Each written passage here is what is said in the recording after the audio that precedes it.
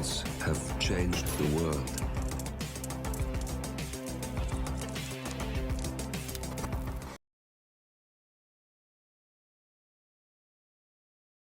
Good morning, 47. We have a lead on the Shadow client. ICA White Hats have traced the anonymous data received by our clients to one Olivia Hall, brilliant young hacktivist and suspect in a dozen cases of cyber vandalism. Using onion routing with state-of-the-art encryption, Hall went to a lot of trouble to stay untraceable. She is good, but we are better. Her digital trail has led us to a remote farm in Colorado, where satellite footage has revealed what appears to be the training camp for a private militia, led by an already registered target, Sean Rose, Australian environmental terrorist and explosives expert wanted for a series of public bombings. Rose was spotted near the scene of Thomas Cross's kidnapping, which makes him our prime suspect for the Shadow client. Spurred by Eric Soders, the ICA Board of Directors has asked us to infiltrate the farm and eliminate Sean Rose, along with 3 other prominent militia members. Ezra Berg, retired Mossad interrogator, Penelope Graves, former Interpol anti-terror analyst, and finally Maya Parvati, former assassin and gunrunner for the Tamil Tigers. I'll be honest with you, 47. I consider Eric Soda's reasoning hasty and ill-advised. Now, we cannot go against the wishes of the board, but we can conduct our own investigation.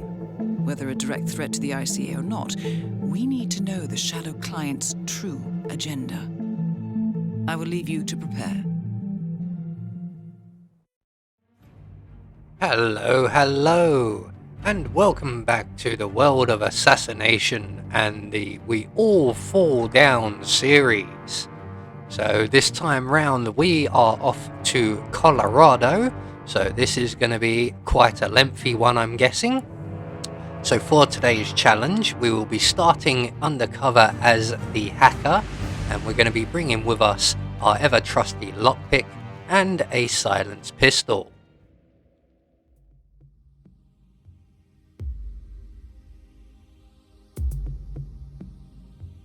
So, right from the start and off the bat, I have no idea what I'm looking at here, so we're just going to wander off. Do be aware of the patrolling guard and the one enforcer hacker. So, this is Colorado. It's never going to be easy. So, my plan is we're going to take over the top floor of the farmhouse. And we're going to use Sean Rose's room as a body dump until Sean Rose arrives.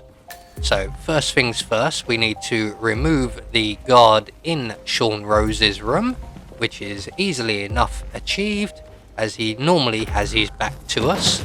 So we can pretty much just waltz in, render him unconscious, get his body into a closet. We're going to take his outfit just so things move a little bit easier. We will need to leave the farmhouse at some point. So next up will be the patrolling guard on the corridor, who is now definitely an enforcer. So we're just going to drop a gun on the bathroom floor here and hold the door open, and when the guard comes along from the children's bedroom, he will spot that gun and we can then subdue him around the corner, and we now have 2 guns. Lovely, lovely. So we're going to collect up both of those guns, and we are going to have that key as well. Thank you. We don't need it. We've got a lockpick, but the key will become in handy. So next up are the 2 guards, or the guard and the hacker, in the children's bedroom. So we're just going to take one of the guns that we've collected, drop it on the floor, take the soda can and throw that on the floor as well to get someone's attention. The guard will spot the gun and take it away. Let's see, he's found the gun. I'm just going to wait here so that he doesn't spot our friend at our feet there. So once he has left the area, we can now very, very easily access the children's bedroom, render the hacker present unconscious, and hide him in the closet provided. So that's one more down. Next up will be the guard when he returns. He is not an enforcer. Let's just shut that music up. That was very annoying.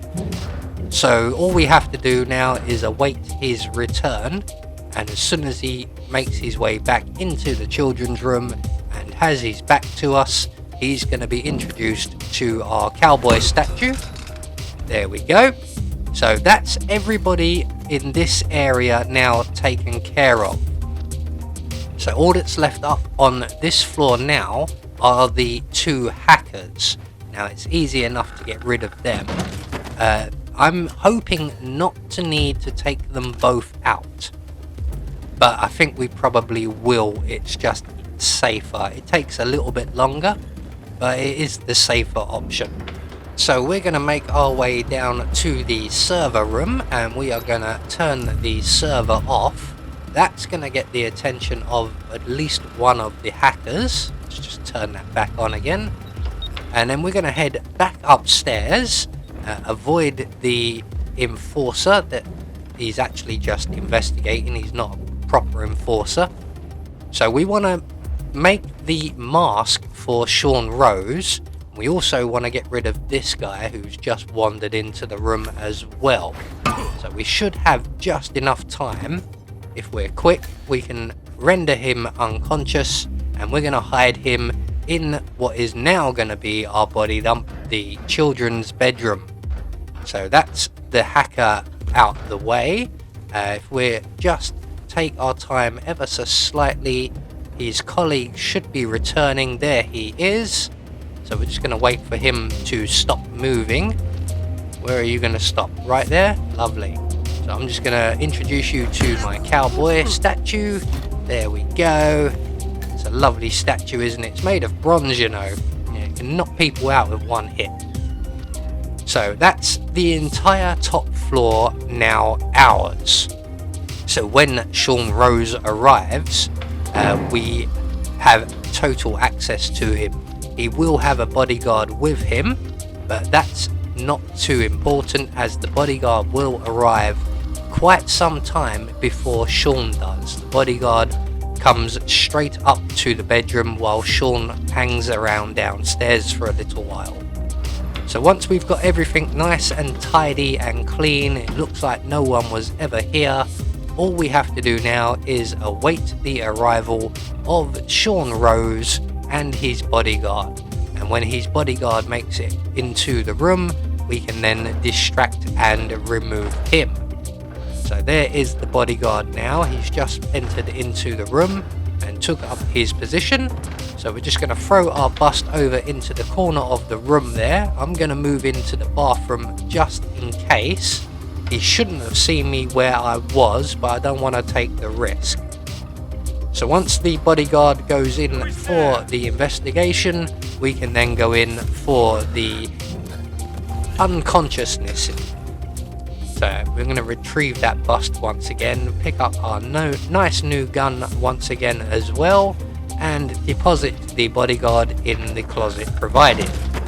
So that is now everybody except Sean Rose out of our way.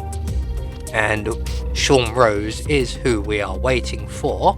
So when he arrives, all we have to do is knock him out, and that was a double whammy because he clattered his head right off that desk. Now there's only a couple of places up here where we can access an accident fall, and one of those spots, probably the safest, is the children's bedroom. So unfortunately, as you can see, there are a lot of people around. The only one we have to worry about is the gentleman on the right, who has just walked off to our left. So we are now free and clear to drop Sean out of the window. He will be found instantly. There we go. But it's an accident kill. It doesn't count against us. No one's going to come up here to investigate. So at this point we can now make the Sean Rose mask while we wait for our next target, Penelope Greaves. And she's going to come in and admire the clock in the hallway in the entrance hall, and she will be standing directly beneath the chandelier. So like I said, we're going to get the Sean Rose mask while we're up here and waiting, as we could be waiting around for quite some time.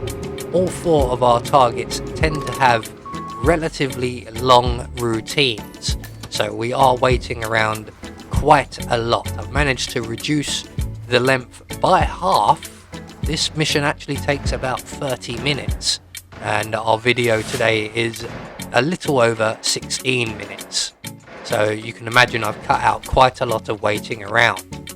But eventually our target does arrive, and if we listen out for the cue, she will admire the clock, and that is our trigger to pull the trigger and drop the chandelier on her head for an accident falling object kill.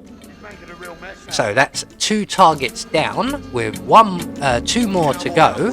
Now Ezra Berg will also come into this area, but before we move on to him, we're going to leave the farmhouse and we're going to take on Maya Parvati.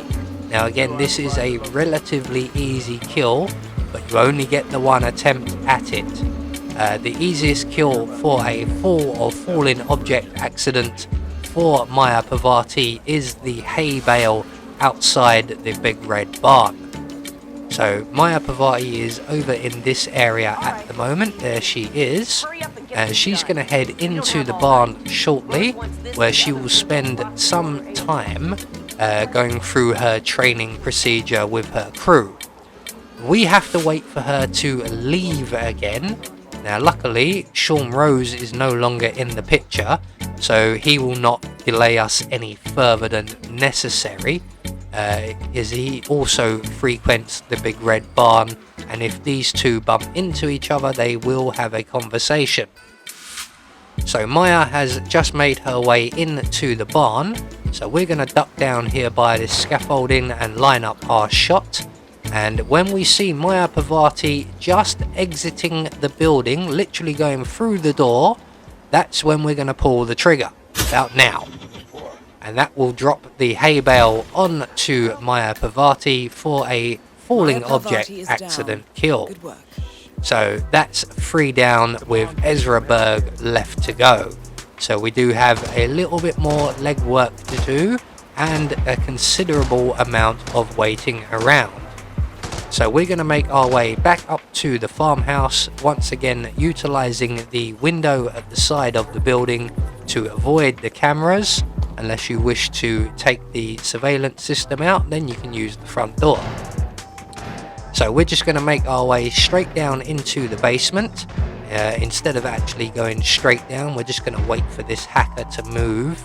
He probably won't see us lockpick the door, but I don't want to take the chance.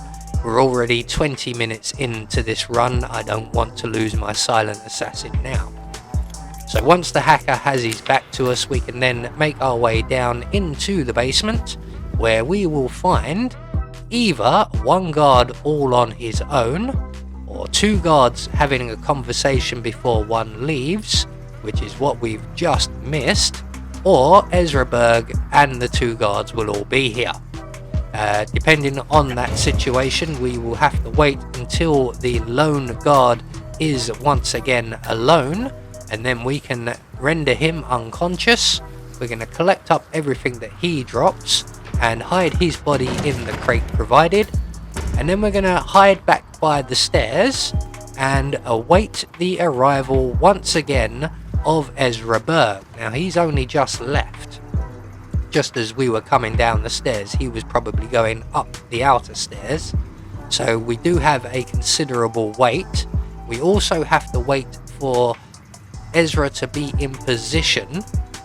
So he should be in position about now. He's gonna stop and talk to the prisoner. We can then render the guard unconscious, and at this point it doesn't matter if Ezra spots him or not. We are home and clear. So Ezra has spotted us, obviously.